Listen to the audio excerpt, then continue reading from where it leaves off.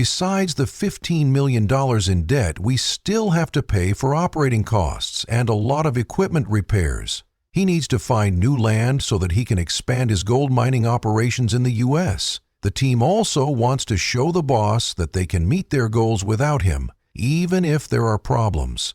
Here's how Parker's crew set a record-breaking gold haul without his help. The adventure never ends when it comes to the different gold hauls. Today on the Gold Rush TV show, we follow the team as they go on different journeys to find gold. At this point in time, the price of gold is at an all-time high, so getting their hands on this gold must have been very profitable. It must have been frustrating for these different mining crews to have to deal with different kinds of problems before they could get all the gold they wanted. First, Tony Beets had to move this huge machine that he had just found. You might ask why. He'd go through all that trouble because this machine could double his team's output, which is good. Part of the reason they bought this place in the first place was so they could sell some of their stuff and get some of their money back. Since they haven't done that yet, the plant is worth about $1 million, so Tony and his team may give up everything to make sure this machine works on one of their most productive days. Tony says that while his team works on the machine, Fred Lewis has to make the biggest decision of his mining career. I built one of those to test the quartz because I thought there was no gold in it, and there were some flakes of gold that seemed to be better on that line off to the sides. It's about the biggest thing we've ever seen. What do you mean, 5 or 50 per 100? If this gamble doesn't go well, all the Fred is dealing with a problem that could change the course of his mining career forever. And Rick NES is dealing with an unexpected and shocking accident that could change his own life forever. All of these crews are trying to deal with their own problems, but Parker and his team may be the ones who can take a break if they complete the tasks they were given. As the season comes to a close, Parker realizes that it may be time for him to take a break. Parker is trying to find some new land for him and his team to explore in the coming seasons. While he does this, he leaves his team behind to continue digging for gold in the Alaskan claims. To their credit, Parker's team saw this as a chance to shine by helping their boss build a war chest with a record-breaking haul of gold. It all started when Parker decided it was time to take advantage of a 21st century gold rush because he saw the rise in the prices of their big. He thinks that now is the best time to grow his business, which means that they need to find some new land to explore. With this in mind, he chose to see what Fairbanks had to offer, him and his team, in the near future. When he got there, he met John Reeves and his daughter John is one of the biggest private landowners, and plant has a lot more SL run width, which should give us more yardage and help us get through all of the pay here at Dominion of the Money Pit. We'll take a chance on something that hasn't been tried before this late in the season, but we'll do it anyway. To get right to the point, Parker tells John that he's there to do some exploring and that someone told him to see John. While he was there, he hoped that John had large pieces of land for him and his team to explore, which he was delighted to find out that John did. In fact, he thought that John had about 3,000 acres of land that might be of particular interest to Parker. John told Parker about Rich Creek, a 3,000-acre piece of land on the north side of town. John thought that Parker would love this land because he liked to drill for gold, which was the best way to do it on that piece of land. At least that's what John thought. Parker seemed interested in the deal. All he wanted to do was cross his fingers and dot his I's while making a deal. Parker eventually made a deal with John that gave him permission to explore his land. After some time, he was able to do some test runs on Clear Creek. Drilling didn't go well on the first property, but it did well on the second one. It's called Clear Creek, and it will take a few years to develop because there needs to be a lot more exploration. Once this was decided, Parker called Liam Ferguson so they could start working on the land they had to make sure there was gold there.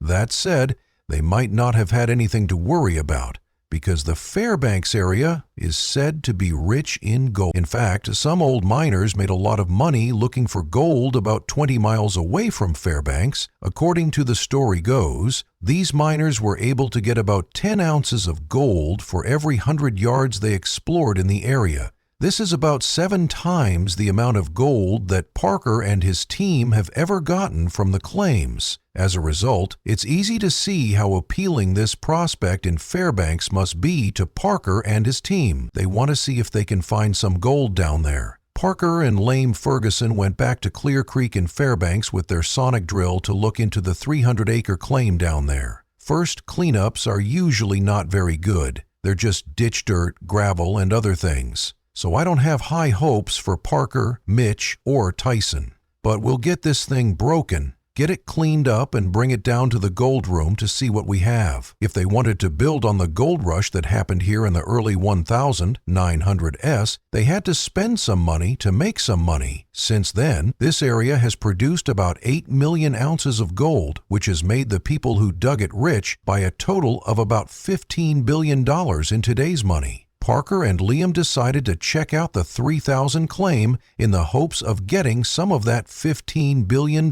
They were looking for a place to test their sonic drill, which was the next step toward finding the gold that they knew was somewhere in the ground. They may be getting lucky this time, since Clear Creek wasn't dredged since the 1940s, leaving only strips of unexplored land in the area. With any luck, Parker and his crew could find all the gold they never thought possible in one of these unexplored areas. Luckily, they now have the sonic drill to help them do this. It's a good thing these guys know what they're doing, because when they hit that side rock, a lot of people would think, oh, we're on bedrock, but it looks like there's some gravel underneath it. There's more gravel than we thought, so that's good. One would find that this operation was his last one before he had to go check up on his mining operations in the Yukon at the Indian River Claims, more than 250 mi southeast. One would find that Parker's, the crew, was working hard to show their boss that they could do their job without him. At least, that's what Mitch Blash Parker, Parker's right-hand man, may have thought. Parker had left Mitch to make sure that Slucifer and Big Red were fully operational and helping them get as much gold as possible. This meant that they had to slow as much ground as they could and open as much ground as they could. Mitch thought that was the only way he could keep them on track. Parker will be happy when he gets back from exploring the claims in Fairbanks. They may be on the right track because they've been able to get about 450 ounces of gold out of each claim so far this season.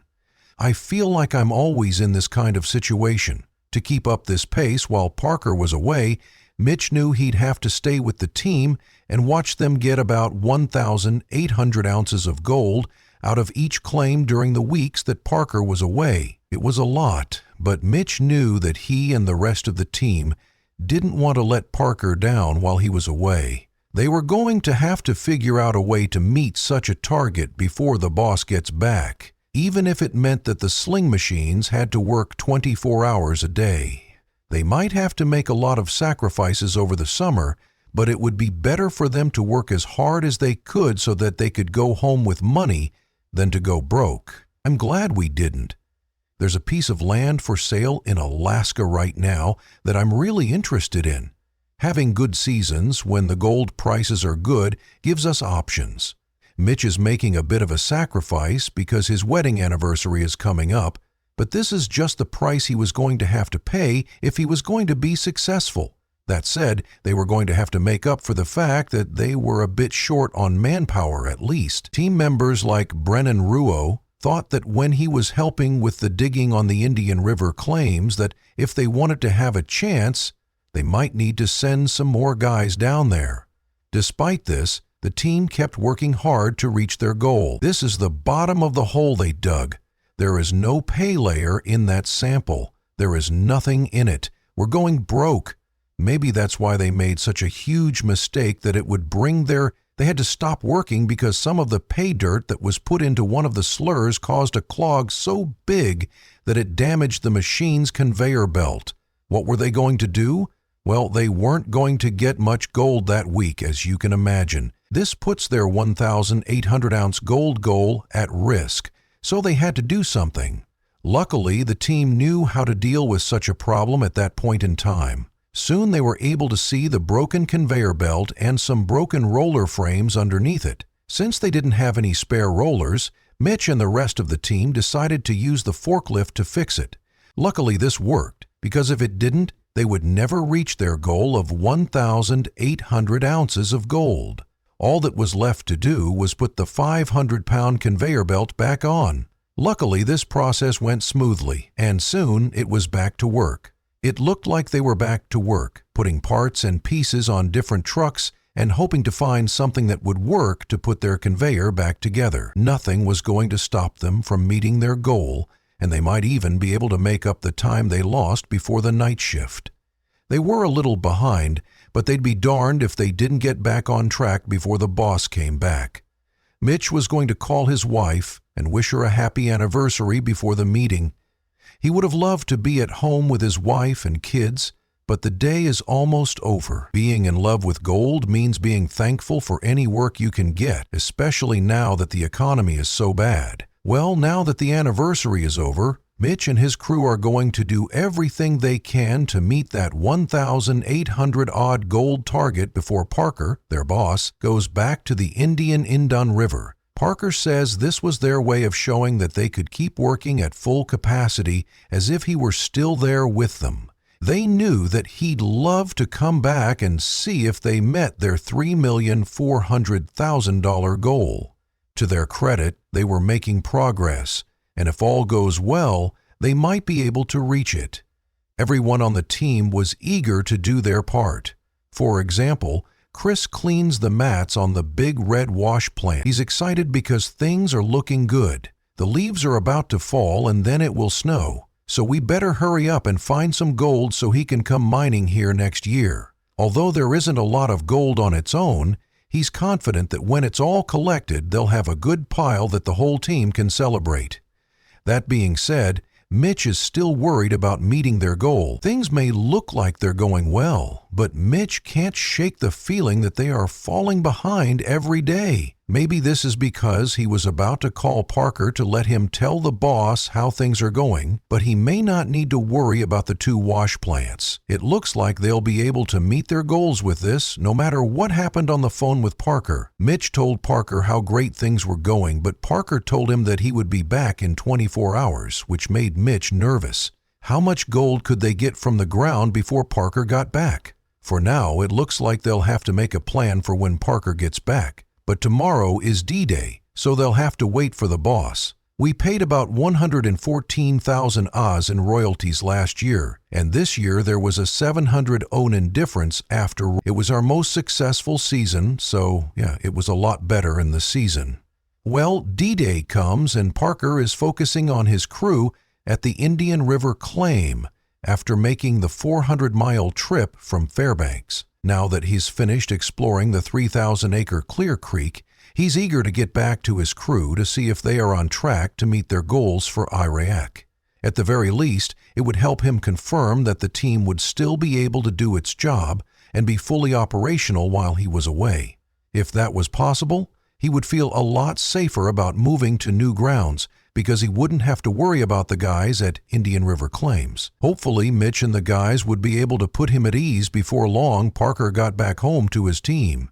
Just in time as they were getting ready for their 4-week gold way exciting. Parker was tired from exploring the claims in Fairbanks, especially since some of the drill tests gave mixed results.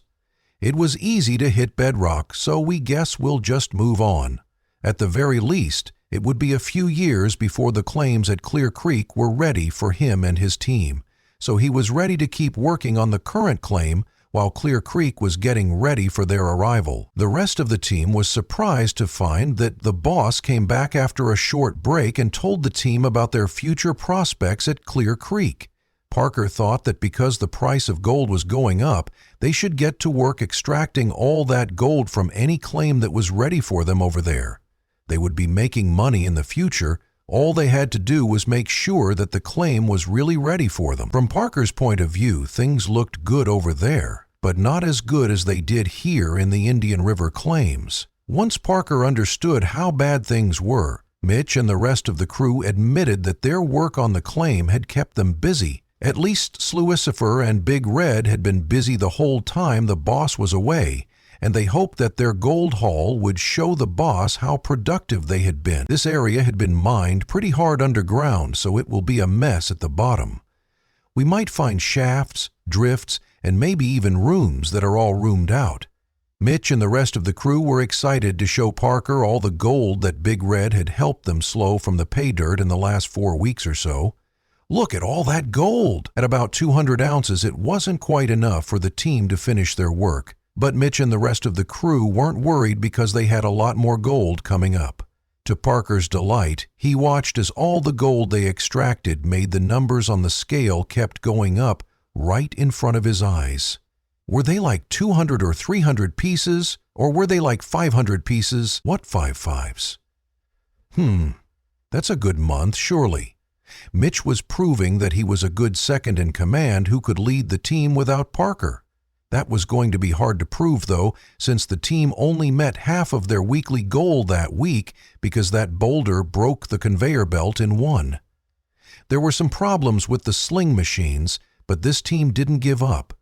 The fact that they were able to get so much gold out of the ground showed how hard-working and determined they were. Parker was worried about the low yield of the week. Is it possible to get some old drill reports for this zone? Sure, it's 1940. That sounds good. But Mitch and the rest of the team had a plan. They still had all of that gold that they had extracted in the 3 weeks before the bad one. Even Parker couldn't believe how much it had grown. Apparently during those other weeks, they were able to average more than 500 ounces of gold while working in the mines, which is a lot more than the 450 ounces per week. Yeah, there are definitely some problems along the way. For example, we're having trouble with Big Red.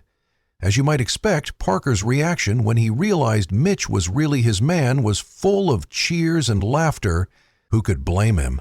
He soon realized that while he wasn't there, his team was able to get to work and even extract 294 Oz of gold, which was almost 300 Oz more than their original goal of 1,800 Oz of gold, which was worth about $3 million, Parker.